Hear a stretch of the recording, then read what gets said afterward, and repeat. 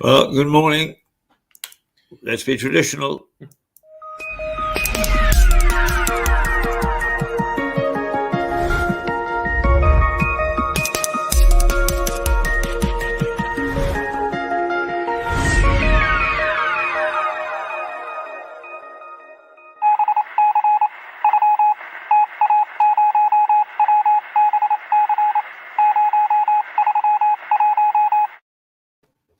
Good morning.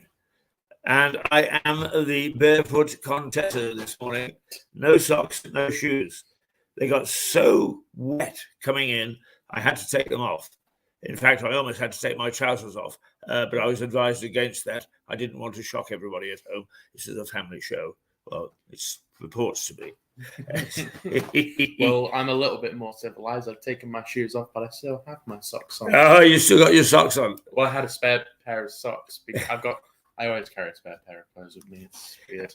As you know, the Indian society apes in many instances the British way of life, and they have what we call here gentlemen's clubs. They have them in India, and a friend of mine went to one of them recently, and he said, it was open shirts and shorts and so on and so forth. And they went to go into the dining room, and they were stopped, and they were told they must be properly dressed. And they said, "Well, what do you mean?" That you must wear socks. Such is life in other parts of the world. Well, it doesn't look as if we got a great signal yet, but Max is going to monitor it to see how we're going. But we are moving towards getting the thing fixed. We were looking at the papers in a minute or two. But first of all, let's just talk about the weather, because it is going to be 19 degrees. With what is described as thundery showers. Well, thundery showers were cloudbursts this morning. I have never known it so wet. But of course, what it does is it brings out the idiots in people. So all those people who are busy roaring along this morning in their cars without slowing down and sending great bursts of water onto the pavement, you should be ashamed of yourself. We know that you're an idiot, but you don't have to go around proving it. Idiots. Fools, it's a nonsense that you should be allowed to have a license at all. I would make you walk everywhere if I had my way. You think I'm that way? Oh, but it is just stupidity that people don't slow down in conditions like that, not least of which is it's very easy to get into a skid in those conditions. And my companion at the bus stop said he was talking to a chap who was going along the sea road near Seaford, and it was so dark and the rain was so heavy that he had to pull over because his wipers on his car could not handle the deluge. Now, those are dangerous conditions. When they're dangerous conditions, you drive accordingly. And if you don't, if you get your license lifted, you've only got yourself to blame. And frankly, I could have lifted half a dozen licenses this morning in just the short time I was at the bus stop. So there.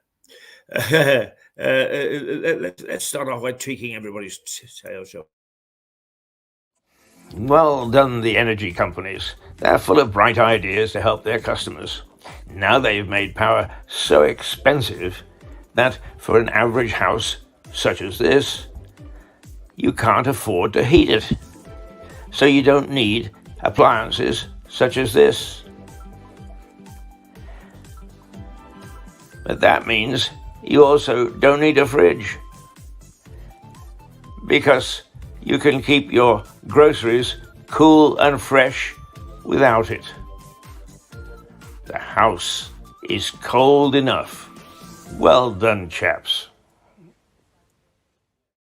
Well done indeed. The way to not heat your house or keep your food fresh is to play ball with the energy companies and don't put any heating on. Anyway, this morning you got Keith Hayes with Max Hurd for the first hour, and then Max will be joined by Liza Page, and the two of them will actually, well, I don't know what they're going to talk about, because they met yesterday and had a conflab to see what was exercising them at the moment. What's exercising me is the fact that we have this energy crisis, and that there are still MPs working in the background to see whether they can unseat the Prime Minister, even though she's only just taken over. I hold no particular brief for Liz Truss. In fact, I am very suspicious of anybody in governance at the moment, and that starts in the House of Lords down to the parish councils. I think we've got a bunch of people who are just not fit for purpose, but there you go. And if I may say so, I don't know whether they're afraid of us or whatever, because they're certainly aware of us, but we have not had one request from either the MP, the county council, the district council. And although when Stephen Catlin was mayor, we had a pretty good relationship with the town council, that seems to have disappeared as well. And why? Because they're so bloody ashamed of what they're doing and the way they're behaving, is they don't want anybody to know. Put it up on the computer. Let people come to our page. Well, why don't you actually debate the fact that your constituents are 60% over 40? And over 40s don't come from the computer generation. Are you idiotic down there? Have you not got any sense? Oh, no, you can't. You drive cars. Anybody who drives a car this morning is proving that they're idiotic as well. How silly and how stupid. But the lack of communication from our leaders, and from that matter, from business and industry, and from other levels of our society, is absolutely appalling. They all want to keep it to themselves. Why? Because they're ashamed of what they're doing. That's why. And so they should be. Because if you scratch the surface, some of the stuff that's coming out of governance, corporate governance, charities, you name it, is absolutely appalling. Appalling. Appalling. And they should be willing to come and stand in front of you, the public, the people whom they profess to serve, and explain what they're up to. No, they won't. They most certainly won't. They will hide and hide and hide. And then they'll strut the stage and make promises and make claims that bear no examination whatsoever, on the basis that they want to be the next MP. None of the above, as Brewster would say in Brewster's Millions. And if you've never seen that movie, it's a great movie. Get hold of it. Brewster's Millions, yeah. None of the above when he goes into politics. Should we get straight into the headlines then? Go straight into the headlines. I'm having too much fun. Oh, very well. Bully. He's a bully. Truss reveals energy gamble as the pound hits a 1985 low. That's the I newspaper. The I newspaper, and it goes straight in. And it is said that she is taking a huge gamble with her energy strategy. I know that Stuart Dolby, our energy correspondent, is far from thrilled by what's happening, and he sees the dangers of it. The other thing is that the pound has hit a 1985 low against the dollar and the euro. Now, the pound is reflective of the strength of your economy, and often it reflects the confidence in the economy. And nobody at the moment, particularly as we are the market center of the world, nobody has got confidence in our economy. And therefore, the pound is lagging. The pound is almost the equivalent to a dollar. 1.15. 1.15. Yeah. Pound. $1. Almost parity. Now, will it bounce back up? Well, over the next few days, we will see. When we sit here this time next week, the pound will have had chance, investors will have had chance, the markets will have had chance to take a look at what Miss Truss is about, and we can see whether, in fact, she is restoring any sort of confidence at all. Look at this. Over the last year, it's been a steady decline. Not a bit surprised. The fact of the matter is that the Americans have got all sorts of natural resources which we don't have. It's a huge, huge country, and it is rich in natural resources. Natural resources we struggle for. Part of what Liz Truss's plan is to go back to fracking, which Stuart says is we don't even have the right sort of shale for fracking here, and to go back to licenses for the North Sea, which we should never have stopped if we planned to carry on with the North Sea. But they say that there are new discoveries they better be fairly substantial, because just going for poking around the edges is not going to help at all. So that's Liz Truss in the eye. The Times, £150 billion scheme to freeze energy bills for 2 years. Now, that's more like it, isn't it? That's more like it. The Times says the Prime Minister will pledge action to prevent average annual household energy costs rising from the present level of £1,971 per annum. And it says oil firms will also be encouraged to exploit existing reserves in the North Sea. But the paper says the move isn't likely to yield quick results, as it can take more than a decade for new wells to become operational.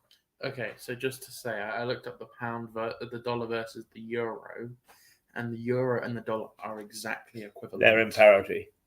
Yeah, I mean, one of the things when people like myself shout and yell and stamp our feet is what we do is we reflect looking at our own society. That's our job. But we must not actually ignore the fact that that Europe is in as much trouble as we are, and facing all sorts of equal problems, mostly brought on by Russian intransigence on the North Sea oil. Not North Sea oil. On the gas from the Russian Federation. So we are not alone in this, but we are faced with big countries, big federations like the United States, like Canada, like Australia for that matter, but also China and the Russian Federation. And even if the Russian Federation is finding it tough going in the war, it has still got a lot of resources. The big problem with the Russians is their resources are east of the Urals, and their manufacturing base is the west of the Urals, and they have to get all this stuff across the mountains to their manufacturing base. And that is actually, to some extent, the problem that Canada has. It is very rich in natural resources, but getting it out over the mountains is something else.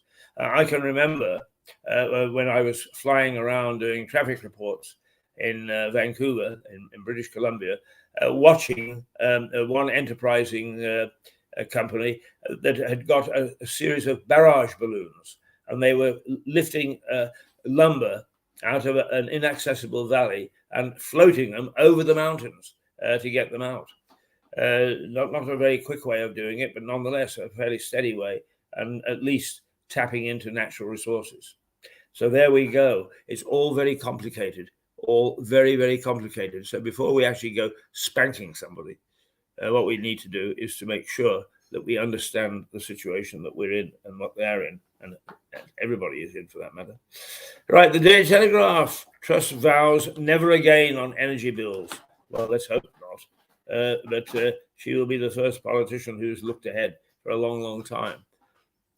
We go for short-termism nowadays, and actually that's our fault, because we are in a society that wants a quick fix. We always want a quick fix, and you can't always get a quick fix. And we're not going to get a quick fix on energy. It's going to be a long process. They say that in 2 years' time we won't have motored very far ahead. And the proposed package of remedies isn't likely to be ready to be replaced by anything sensible in another 2 years. So we have to grin and bear it to some extent, and we have to say we are in a tough spot, and we're going to be in a tough spot for the next couple of years, up until the next election, certainly. And that will tell the tale. Right. You said don't ask you about the buses this morning. Yes. Why was that? Oh. Well, they're different. No, you missed. No, don't worry about that. Okay. He doesn't want to tell us about the buses. No, I'll tell you about the buses this morning.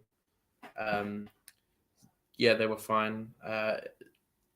They were on time, but it was just horrible having to wait in the rain. There was nothing wrong with it. Yeah, no, it was horrible. I have to say we had a charming bus driver this morning because there was just myself and one other at our bus stop.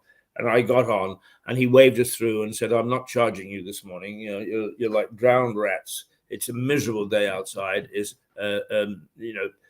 Have your bus ride on us." So I didn't know this until you mentioned it to me, but you have a bus pass Yes, because you're get to that once you're 65, is it? I think it is. Yeah. Once you're 65, you get the bus pass. I didn't know this, but it only works past 9:30. Yes, it doesn't kick in until 9:30. That's ridiculous. It is. It used to kick in at 9 o'clock, but How then long ago? somebody in County Hall decided. I mean, you do know that one of the controversial things in East Sussex is that the East Sussex County Council, who never let anything go away, talk constantly about taking this bus pass away totally. Seriously? Yes, seriously. And it just shows how they live in a bubble, because it's for old people. And old people like to go shopping, simply to get out, whether they need anything or not. Loneliness is a killer. But does that seep into the minds of those people who we elect to represent us? Not a bit of it. Not a bit of it.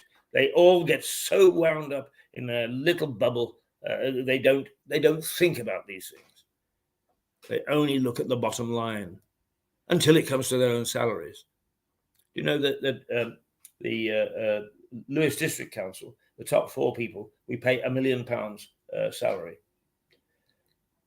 The chief executive of, and this is going back a year. No, that can't be true because the Prime Minister only makes 400 and something thousand. Well, it is true. Year. It is true, I assure you, because I've looked at the figures. I've looked at the balance sheet. And I've also looked at the balance sheet for the county council. Their salary. The chief executive makes something like £300,000, and that's not counting any benefits like pensions or whatever. That's the straight salary. So, those are the people that are making up their minds about whether you and I will have tuppence taken off our costs or put back on.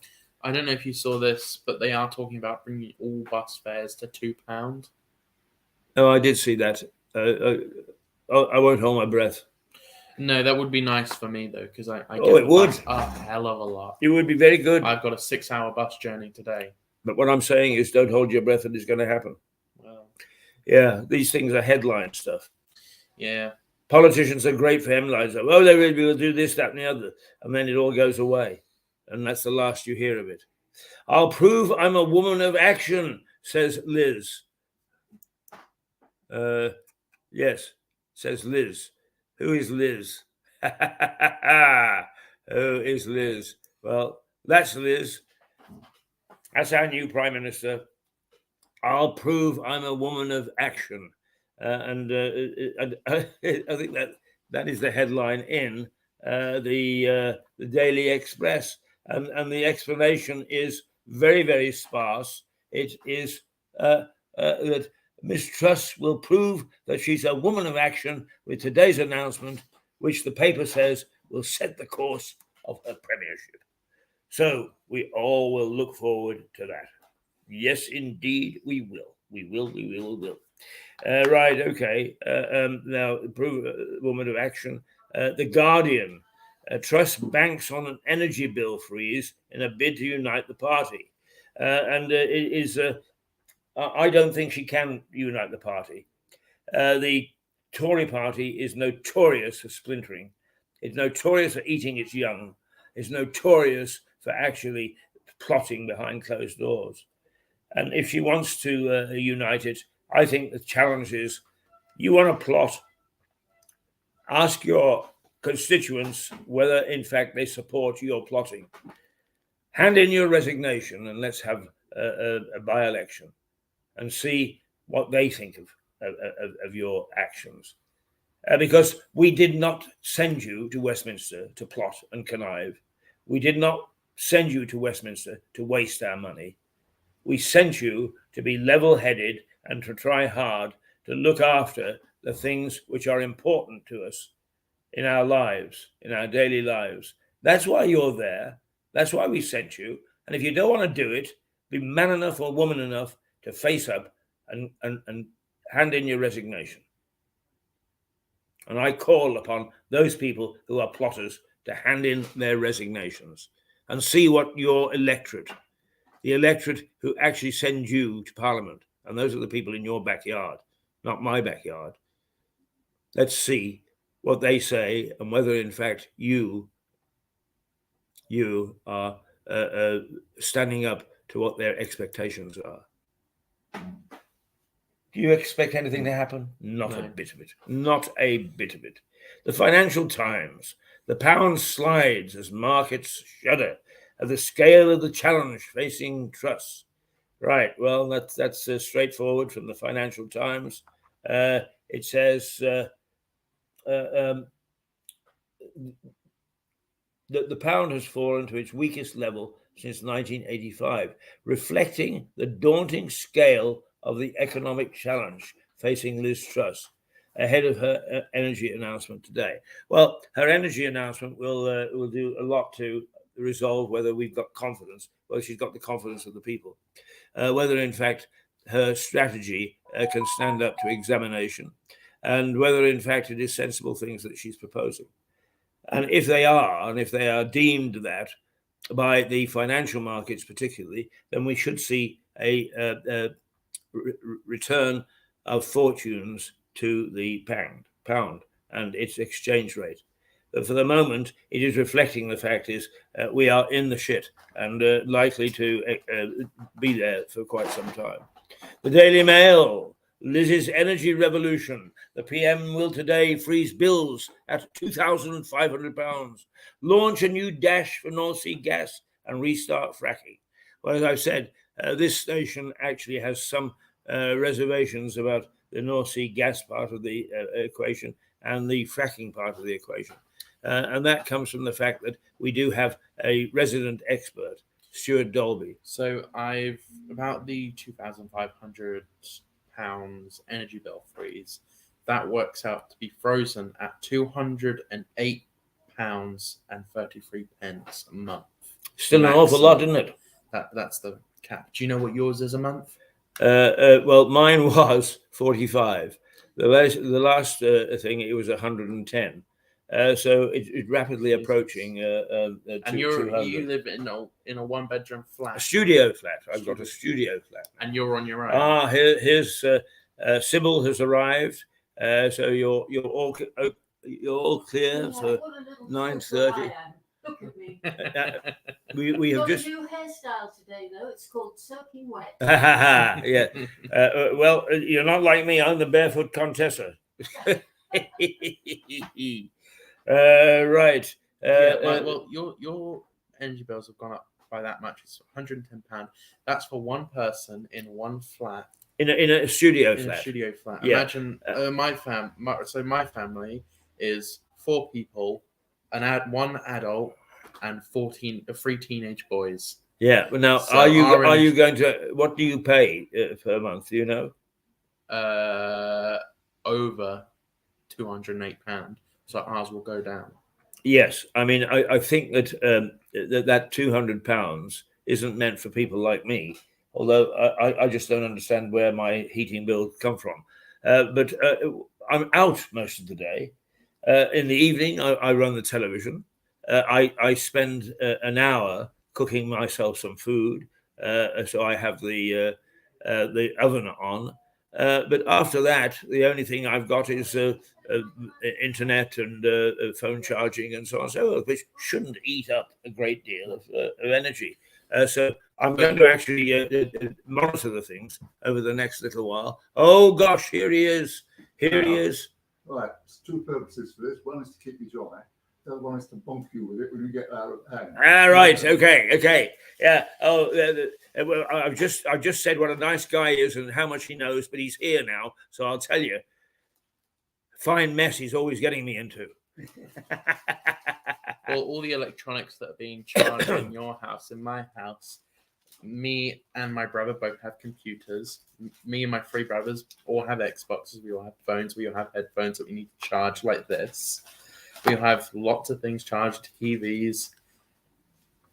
There's a lot of electricity being used in my house. So this cap will actually bring my household's energy bills down. Bring the energy bills down. Well, no, they're talking about, with the 400 quid, and the VAT, they reckon they can bring it down to 2,000 quid. They say, but there's incredible stuff saying that, you know, this £100,000 is really going to put her in the boo-boo, because the deficit now is really getting very serious. Yes. And also, there's other things sort of for Bob that she's actually going to, in the strategy document, she's going to want to get everything, all the oil, all the gas she can get, all the nuclear she can get. And that's going to cost an absolute fortune, £1.70 billion.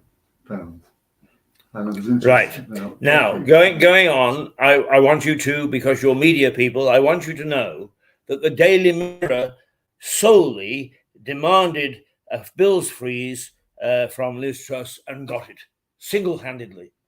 Really? Nobody else did anything, just the Mirror. What do you mean a bills freeze? The freeze on the cap on the amount of money that we're going to pay, £2,000 or 2,500, whatever it is. Yeah, that the was Mirror all did it all on its own, right?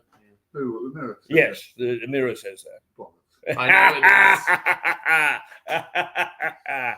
Right, there we go. Bollocks, he said, and he's absolutely right. But it says about time. Miss Truss bows to the Mirror's demand for a bills freeze. This is the whole point. You know, this is what infuriates me.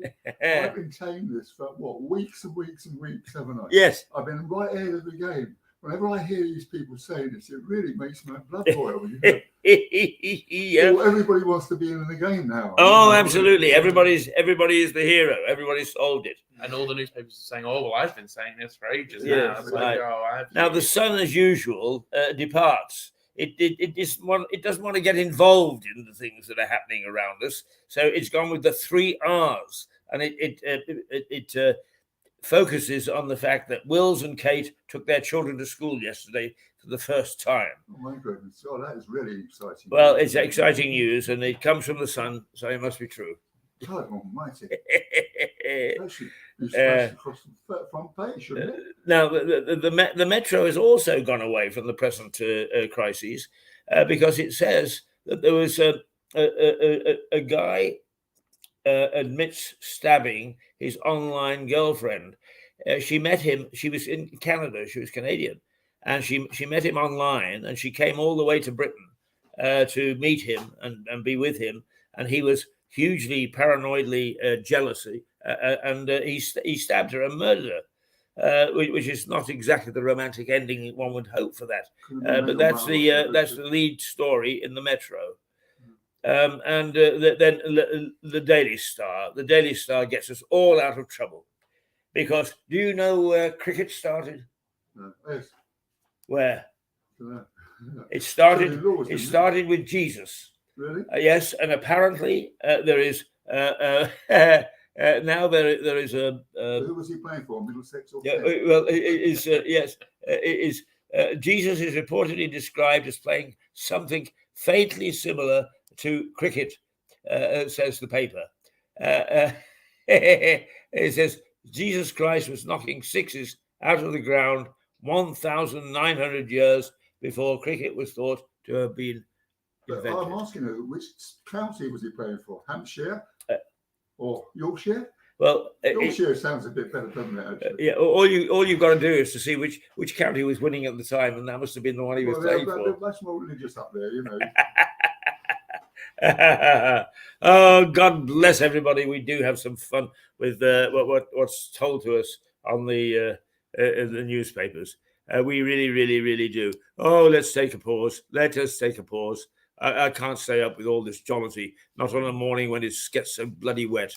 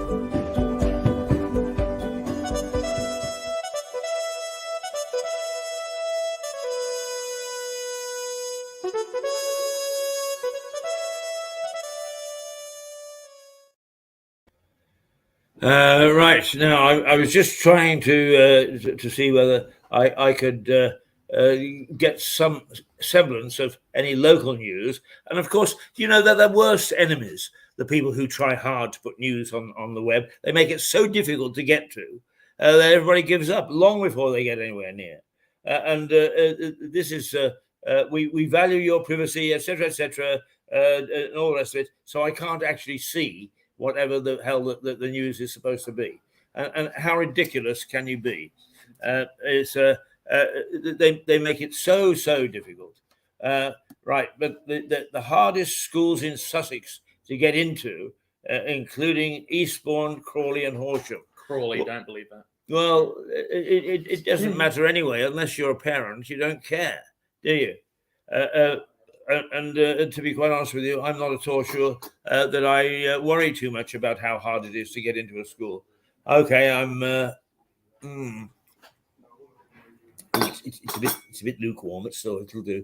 I know that a lot of parents will be saying, "Well, you idiot, Keith. Of course it's important." Yes, it is, but I'm not sure whether it's sort of news headlines. Sussex weather, when tropical storms could hit us hour by hour, the forecast shows. Well, that's happened.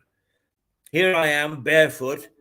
He's only in his socks, and Stuart and Sybil are busy checking their trousers to see whether they've got to take them off. Right.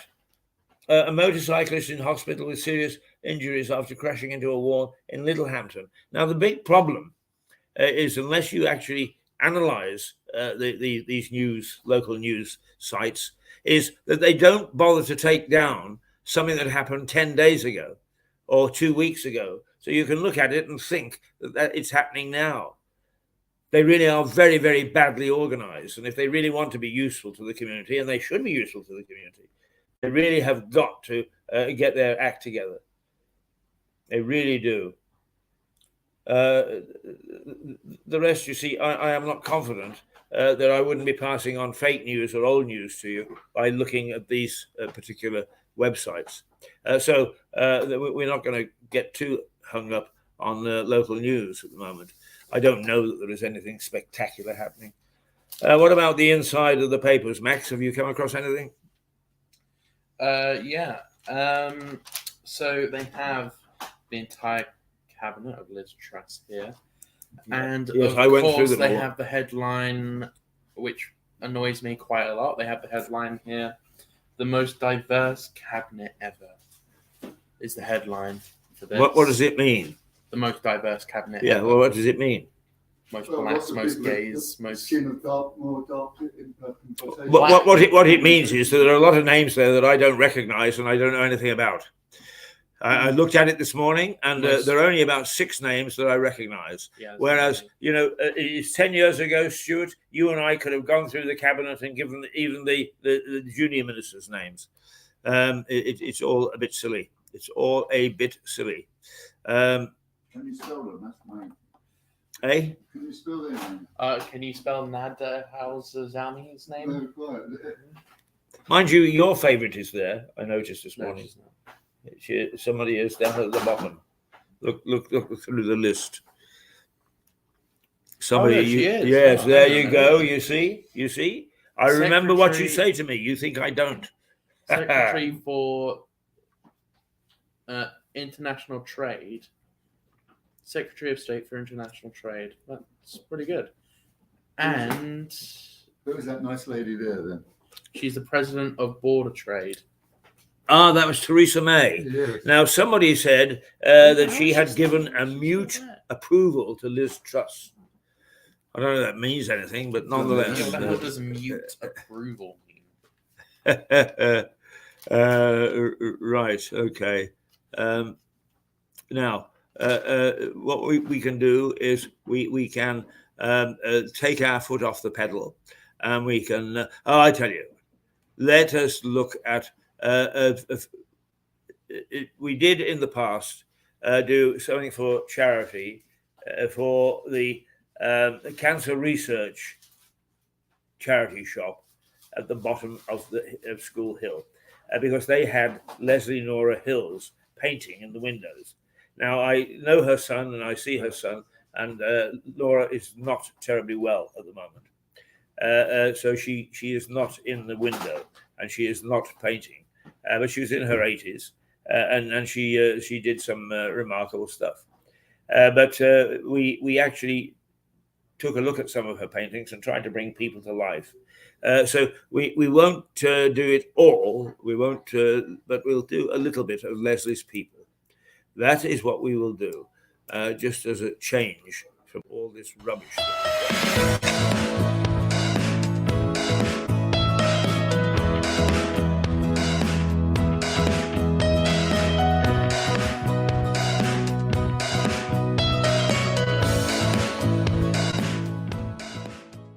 Hello, welcome to Lewis.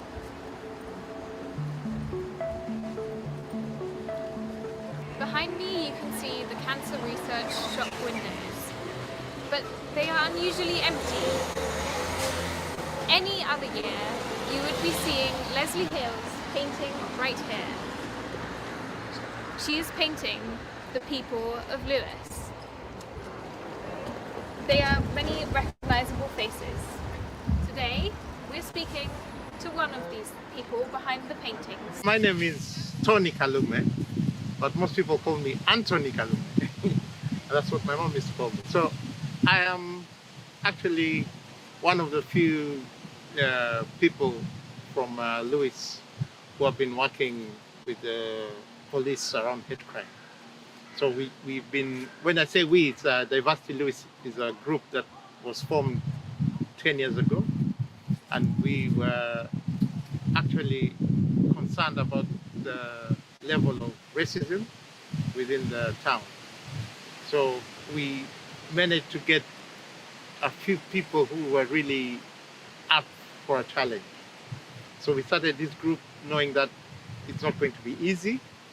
And most people were saying Lewis is not a racist town. And some people are saying, oh yes, Lewis is a racist town. So we had polarity. So we managed to get people to come over and have a meeting at the Pelham House. And we called it Have Your Say. So we got people together and we managed to get an Eventbrite event where you had to get your emails. So from that emails, we got a mailing list. So from that mailing list, we had a meeting where everybody brainstormed and said, oh, we need more talks about cultural things. Some people say, oh, we just need somewhere to have fun, venue, to have music, food, fashion.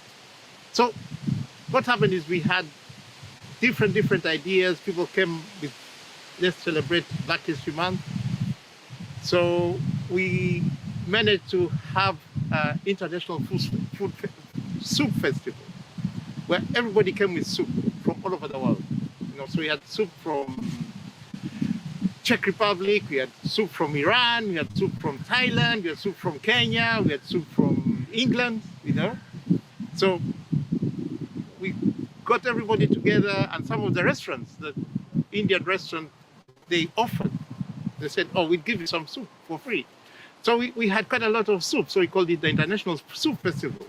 And it ran for 4 years, at the All Saints Center. And everybody came there, because there was no class, there was no age, it was multi-generational, and it worked quite well because we had shots. So people used to have shots of soup and go to the next stall, have a shot of soup. If they like it, then they sit down and then they buy a bowl, for $5 or something, So it was so well organized and it was so appreciated that it became claustrophobic. The place became too small for so we had to stop. 2 years ago, we stopped doing the soup festival, but it was quite a good way to bring cohesion within. So we've been doing events like in the restaurants.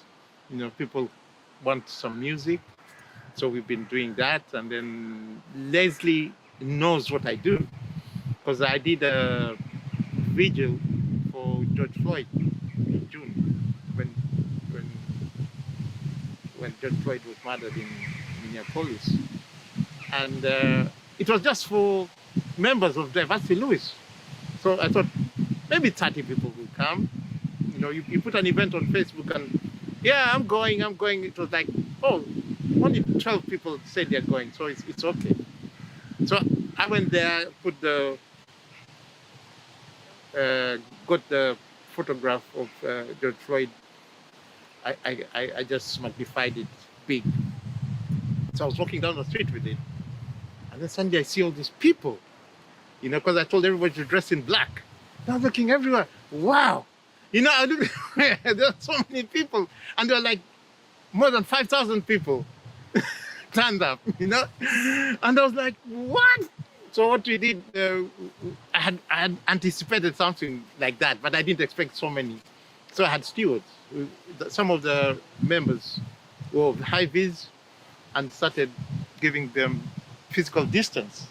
So it went all the way up to the court, you know, the court, and then some of it spilled down to the Session Street here in Lewis.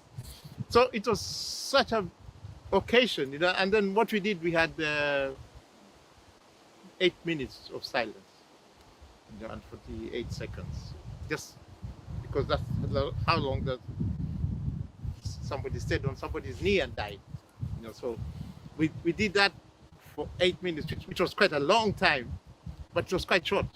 When you saw all the people there, and then there was somebody with a drone who took aerial shots, and I'm so sad nobody took a video of it, but still you can see the physical distance of the crowd. So yeah, we've been doing events like that. We've been working with the police around hate crime. We've been working with the schools, going to assemblies and speaking about your identity and where you come from, you know, just to get people to know that we are all the same. Racism is something that you learn and you can unlearn. So, and I've been working also with universities, you know, doing, you know, work with the Heritage Lottery Fund. We got some funding from the Heritage Lottery Fund. So we've been working with the museums, Royal Pavilion Museums, and we did an exhibition called Fashion Cities Africa, which brought designers from North Africa, which is Casablanca, and then South Africa, Johannesburg. Then we got people from the West, Lagos, and then from the East, Nairobi. And we brought all their fashion into Brighton Museum. And people came even from America just to see it, because it has never been done like that before. You know, everybody thinks, oh, people dress in Africa in skins, or they dress in, you know. So when they saw contemporary, you know, artists, who even Beyonce and all these Rihanna actually wear their you know, designs, it was amazing, you know. So it was contemporary African city fashion, you know. So it was a different look at people and seeing that our main aim is to celebrate our differences. That's what we do. I think that's what Leslie liked about it. When Yeah. did Leslie paint you? Actually, we met in December last year, and she said, there's a competition in January I want to enter, and I need you to I need to take your portrait of you. So I said, okay, fine. So I sent her some pictures. She said, no, I don't want it like that. You know, I want it like this. I said, okay, then take a picture then. So she took a picture of the way she wanted, because I'd given her a full, I said, no, I just want your face, but looking that side.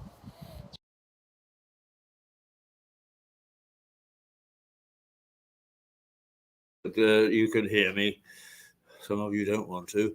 That is from Leslie's People. If you actually go down School Hill to the Cancer Research charity shop, you will see portraits painted by Leslie Hills in the window, and most of the people have paid money to have those done, which goes to the cancer charity. We did a series in which we brought those people to life.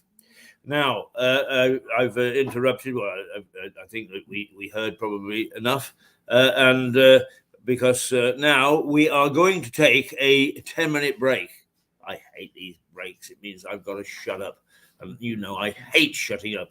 But we're going to take a 10-minute break, and then we will be back with Max Hurd and Liza Page. And if you want to know about fisticuffs at 65 yards, you've got it coming. And it should be a very feisty show.